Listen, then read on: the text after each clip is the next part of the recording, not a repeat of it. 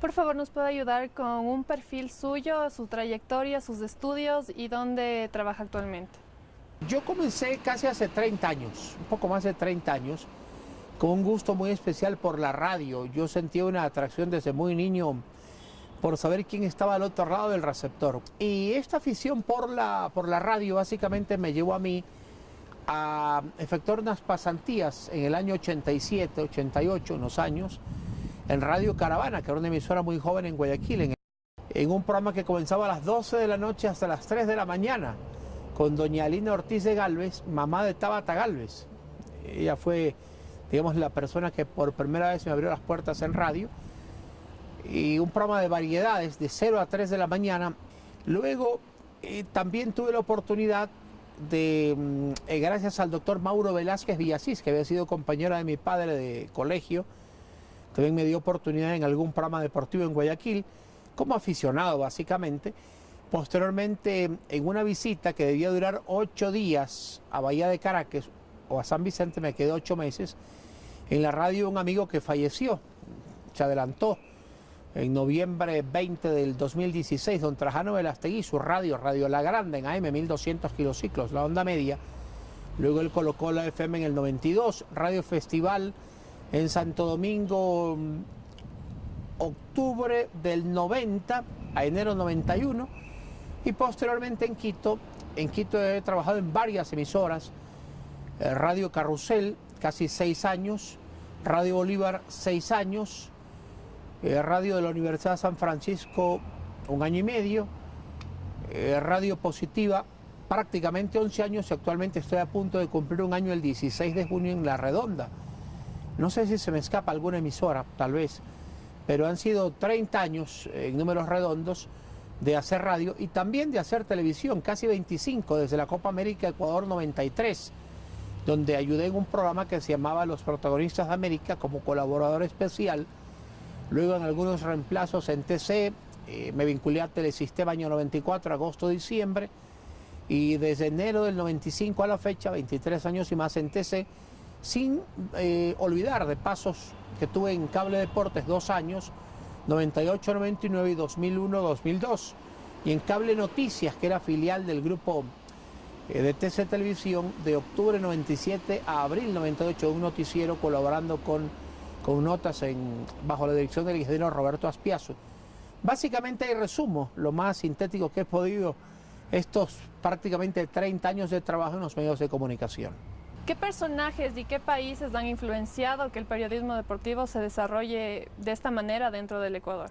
Yo creo que aquí hay que marcar distintas épocas. En mi niñez era Brasil, por la selección, porque el campeonato brasileño acá casi no se veía. Y luego vino una segunda época del 97 para acá con la aparición de Fox Sports, que marca una pauta. La gente de 30 años para abajo tiene una influencia muy notable de Fox, en menor grado de ESPN. ¿Por qué? Porque ESPN es una cadena más identificada con Centro y con Norteamérica. Yo creo que básicamente ahí viene la influencia de estos medios de comunicación grandes, últimamente DirecTV Sports.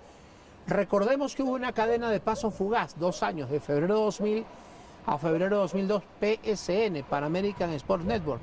Estos grandes medios masivos que se ven por las vías de señal pagada han sido referentes, obviamente, de la nueva generación. Y hay países donde la radio, por muchos años, mantuvo una hegemonía sobre la televisión. Colombia.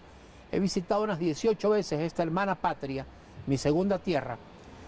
Y allá las grandes cadenas de radio formadas por 400, 500 emisoras, Caracol, RCN, en un primer plano, Todelar, Grupo Radial Colombiano, básicamente las 4, por lo menos a mi generación en los años 90 sí nos marcaron en el ámbito de radio, como un modelo a seguir, el relato colombiano, el comentario colombiano.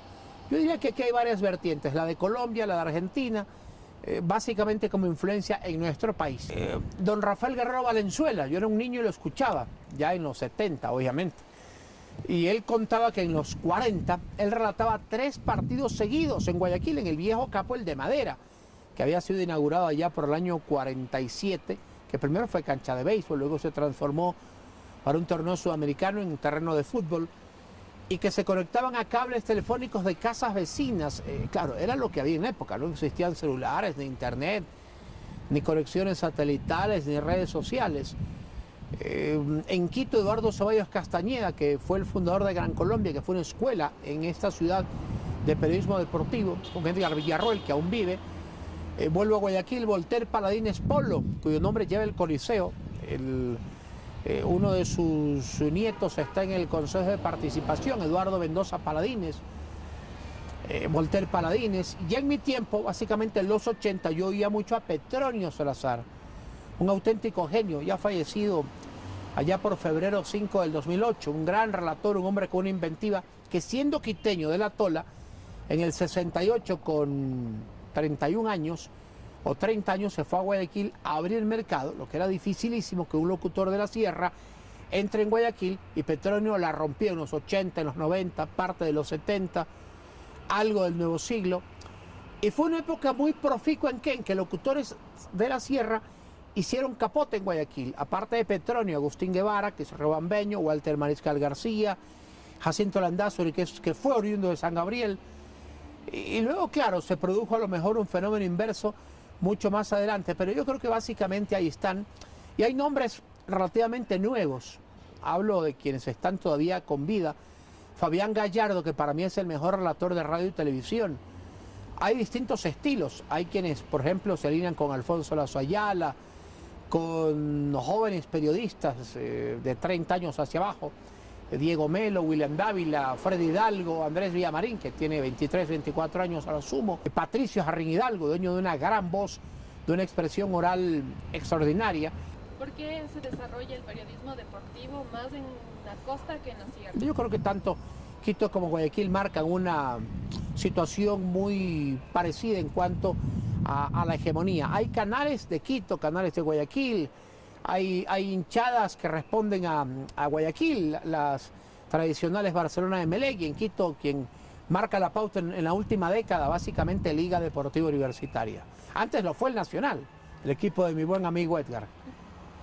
¿Cuáles son los estilos y los géneros deportivos predilectos para desarrollar el periodismo deportivo dentro del Ecuador? Yo creo que hay varios. Por ejemplo, el relato, la descripción, que a veces se dice narración, lo que es un error, porque narrar es leer, narrar es lo escrito, relato es lo hablado. Ese es uno. Puede haber relatos mucho más rápidos, un relato típicamente radial. Por ejemplo, Patricio Edmundo Mantilla, el relato igual en radio que en televisión, es un ícono en Ambato, básicamente. Jorge Luis Cárdenas, grandes amigos. Puede haber un estilo más para televisión, el de Fabián Gallardo. El relato de Fabián Gallardo es un estilo para televisión. Cuando lo hace para radio es mucho más rápido. El comentario es otro género, naturalmente. Y podemos, yo diría que integrar una tercera vertiente, un tercer ramal, que es el género de la irreverencia, es decir ciertas cosas, salirse del molde, romper un poco los esquemas, ser menos formal, menos ortodoxo. Caso típico, Luis Miguel Valdeón, por ejemplo, o Sebastián Núñez de Gambato. ¿Y cómo le ve al periodismo deportivo enfocado en los nuevos deportes que están surgiendo en Quito, digamos, por las nuevas influencias extranjeras, como el béisbol, como el rugby, que están... Básicamente en Ecuador domina el fútbol, como en casi toda Sudamérica, menos en Venezuela, donde el fútbol segundo está a la par del béisbol. El béisbol tiene una gran influencia en Centro, Norteamérica, inclusive en México es el segundo deporte, en Estados Unidos ni que se diga, el rugby o el fútbol americano, el baloncesto, el hockey. Acá hay que admitirlo con pena, muchas veces los medios han tenido culpabilidad en el hecho de no difundir, y si no hay difusión, la afición es pequeña, son círculos reducidos de otras actividades deportivas. Hay no menos de 40, 50 en general, pero acá se conoce poco de otras. El béisbol ha tenido algún desarrollo básicamente en Guayaquil, en sectores de clase media, Ordesa, Miraflores, el sur, ciertos barrios, equipos como Magis, Cardenales, Fatis y algunos más. Y en Quito sé que hay clubes en la Universidad Católica y 2 o 3 más, tal vez inclusive en Cuenca, que hacen el rugby. Y ahora ojalá que con este tema que está tan vigente, en buen momento, de Richard Carapaz, también se le presta atención a otras disciplinas, el ciclismo, que no solamente sea flor de un día o novelería de un par de meses, y con las medallas que se siguen cosechando en Cochabamba, Bolivia, en los Juegos Odesur, en la 11ª edición de estos de este certamen interdisciplinario, los antes llamados Cruz del Sur o del Sur. En buena hora que otros deportes también, otros deportes vayan abriéndose paulatinamente camino pese a las adversidades, y la obligación de los medios, la responsabilidad es darle su espacio y la difusión que amerita. ¿Cómo ve el periodismo deportivo de aquí a futuro?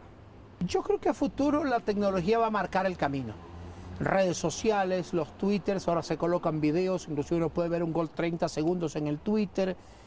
El Facebook te permite mirar un partido completo. Yo he visto a veces, claro, en ocasiones con deficiencias de señales que se caen, los famosos blogs, las páginas, el Facebook Live. Hay muchos programas en Quito, que es el medio que conozco in situ, muchas programaciones que se hacen semanalmente de paneles, discusiones a través de esta nueva vía, que es el camino del futuro. Así es que yo creo que aquí la tecnología va a tener un papel fundamental, y todos debemos irnos adecuando a esta situación, al paso del tiempo, y a buscar la adaptación a lo que se viene en el futuro.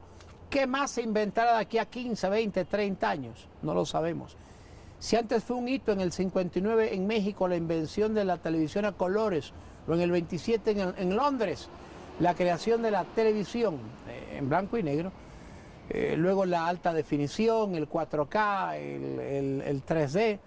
Así es que para mí hay una palabra clave que es tecnología.